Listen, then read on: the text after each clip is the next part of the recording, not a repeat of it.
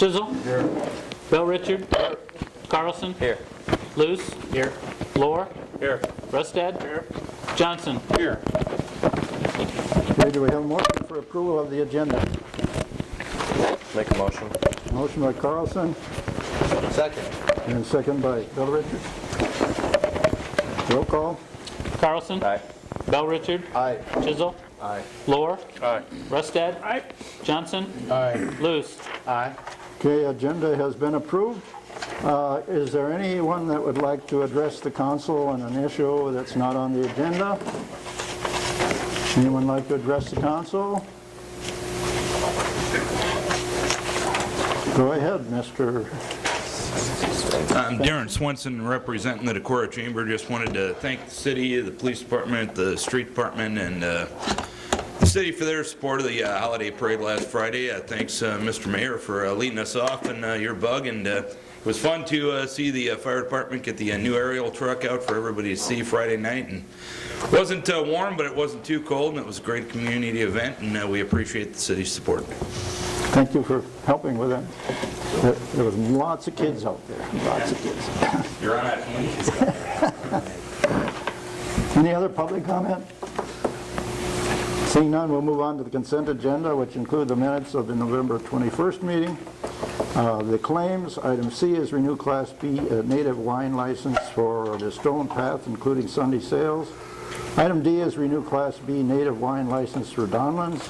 Item E is partial pay number 2 Division Street storm sewer improvement, $11,236.25. That completes that project.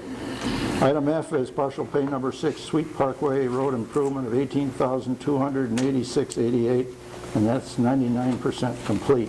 Is there any questions about the consent agenda? Seeing none, is there a motion for approval? Make a motion to approve the consent agenda. Okay. Second. Motion by Rustad and seconded by Lohr. Roll call. Rustad. Aye. Lohr. Aye. Chisel. Aye. Bell Richard. Aye. Carlson. Aye. Luce. Aye. Johnson. Aye. Okay, consent agenda has been approved. We move to item 6, which is consider ordinance number 1191, an ordinance establishing a franchise fee on energy providers, which is Black Hills Energy, operating in the city of Decorah. This is third and final reading. Any comments, Chad, in regard to that? I've had conversation with 3 organizations in town regarding just the Black Hills Energy portion, which is this item only. And after some discussion about the process and the procedures, it was determined that one of the organizations would see less than a $1,000 increase. This is a nonprofit or governmental entity working with a private company. They would see around a $3,000 increase based on this, because they deal with what would be production gas or tax exempt, because they use it in the production process. But none of them had any issues once the process was explained. Okay, council want to endorse this now? I move to approve. Been moved by Bill Richards, Second. second by Carlson. Any other concerns? Roll call. Bell Richard. Aye. Carlson. Aye. Luce. Aye. Johnson. Aye. Rustad. Aye. Lohr. No. Chisel. Aye. Okay, approved with one dissenting vote. Item 7 is consider ordinance number 1192, an ordinance amending section 1304-200 connection charges and amending section 1004-100 and 1316-090, and respecifying permit fees for water and sewer connections within the city of Decorah, the third and final reading of standardizing the charges. Any comments on that either, Chad? No additional comments on this one. Okay. Council support? Move for approval. Second. Okay, motion by Sizzle and second by Bella Richard. Any questions? Roll call? Chisel. Aye. Bell Richard. Aye. Carlson. Aye. Luce. Aye. Lohr. Aye. Rustad. Aye. Johnson. Aye. Okay, that ordinance is approved. final reading. Number 8 is consider ordinance number 1194, an ordinance amending section 12-48030, fees required, and re-specifying the right-of-way permit fees within the city of Decorah. This is second reading. Any comments? No comments on this one. I would just clarify that this is a cleanup ordinance that corrects current code against the utility franchise that you just approved with Black Hills and proposed with Alliant Energy in the future. So it just reconciles those two together. Okay. Motion to approve? Bill Richards, support. Second. Second by Carlson. Roll call. Bill Richard? Aye. Carlson? Aye. Luce? Aye. Johnson? Aye. Rustad? Aye. Lohr? Aye. Chisel? Aye. Okay, carried. Consider approval of the fiscal year 17, fiscal year 18 Decorah Street Improvement Plan. Chair of the committee. Well, Mayor, thank you. This basically came from a street committee meeting that we had in the first part of November. So basically to finish up our current fiscal year 17 projects with the Calamac and Allen Drive work, South Park Street work, reimbursing the developer for some work and taking the deed to the street, Montgomery Street, Highway 9 traffic signals. Then also going into 18, mainly would be the main project would be the Church Street Industrial Lane project for the hotel. So are you making a motion to approve the, I will make a motion to approve the fiscal 17 and 18 Decorah Street plan. That's seconded. okay, Ristad made the motion, second by Lohr. Any questions by council? Roll call. Rustad? Aye. Lohr? Aye. Chisel? Aye. Bill Richard? Aye. Carlson? Aye. Luce? Aye. Johnson? Aye. Motion carried. Consider professional service agreement with Erdman Engineering for the 2017 street and stormwater improvements for Park Street and Short Street. Mayor, Lindsay Erdman sends his regards. He threw out his back over the weekend and he's immobile, so he was not able to attend. But just in a review of this, and Gary, I don't mean to step on your report there, but this would be the professional services agreement for the 2017 work and design work for 2018 for the projects that you just approved.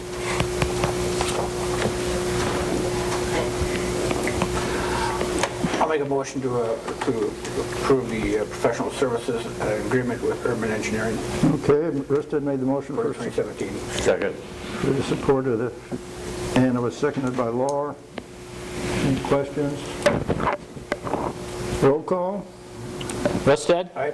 Lohr? Aye. Chisel? Aye. Bill Richard? Aye. Carlson? Aye. Luce? Aye. Johnson? Aye. Okay, motion carried. Consider approval and certification of the 2016 residential tax abatement applications from Eugene and Sandra Sommerdahl at 701 Fifth Avenue, which is 75% completed in November. And addition garage improvement, Karen Schluter at 304 Center Avenue, 50% completed. We have a motion for approval of those two applications. So moved. Moved by Chisel. Supported Second. by Carlson. Any questions? Roll call. Chisel? Aye. Carlson? Aye. Luce? Aye. Johnson? Aye. Rustad? Aye. Lohr? Aye. Bell Richard? Aye. Carried. Item 12 is consider resolution 2772 approving an application for commercial tax abatement in the College Drive Urban Revitalization District in regard to 208 College Drive, the burrito business. Kate Curran. Yeah, the application comes from the owner of that building, and actually there's two segments to that building. The one is occupied with the new restaurant BA Burrito. The other one is currently unoccupied, but it's for all of the improvements made at 208 College Drive, the old Bob Standard, the entire building. So I think it was back in May, the council amended the urban revitalization plan and restated that district on College Drive. And so that work was done in May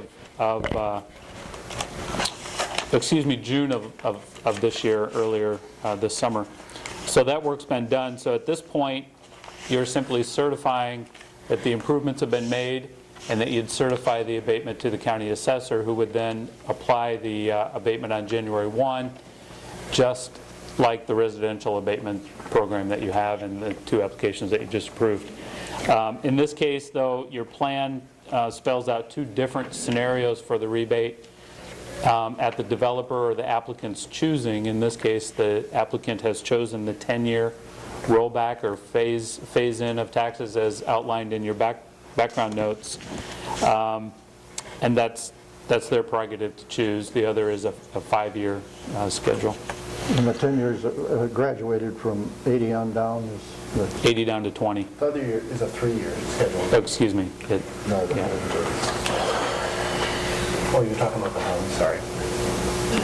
Yeah, I think the commercial one, Dan, is a 5-year. I'm sorry, I don't have it here in front of me. It says 3, I think, from our, commercial is 3. for a period of 3 years on 100% of the actual value added. In the plan? Yeah. Okay. For the revitalization. Yeah, I don't have it up, It so doesn't that's, matter. yep. I mean, it's irrelevant. The one piece of information that I don't have is the actual cost of the improvements. But I think when you met with the applicant over the summer, he had projected that those improvements would be around $700,000. But I don't have the actual dollar amount that he has invested in that property. That would be good information for you to have, but at some level it's irrelevant because it's really up to the assessor to make the final determinations of value, just like on the residential piece. While you have that information and you certify the project's eligible, it's still ultimately up to the county assessor to determine the value of the property, right? I do note that the current value of the property is $235,000. Is there any effect on that if the other half of the building is rebuilt or It could change that a little bit. I don't know to the extent of the development or the improvements inside that second half today. It might be mostly done. I don't know. it's pretty well bare? But, so if we pass this, how will that, if they do have another occupant, It's based on actual values at the time of certification. So but does it apply to, if we pass this? whatever the assessor determines the value is on January 1, that will be the value, the incremental difference between your current value and that value set by the county assessor. So it really doesn't affect it, is what you're saying. It won't affect any increases beyond that.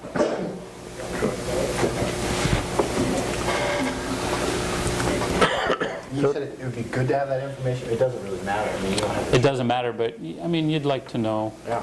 What kind of you know, what the commercial property invested. But again, the applicant at that time thought around $700,000 would be invested in the property, right? And are there any restrictions to how this building is used in the future or owner? I mean, would the abatement pass on through ownership if the building was sold then? It runs with the land, Or run through the land? yes. And restrictions would be based on zoning. That's a C2 zoning district, commercial district, so any use restrictions would be based on the zoning code. So you want to make a motion for support here?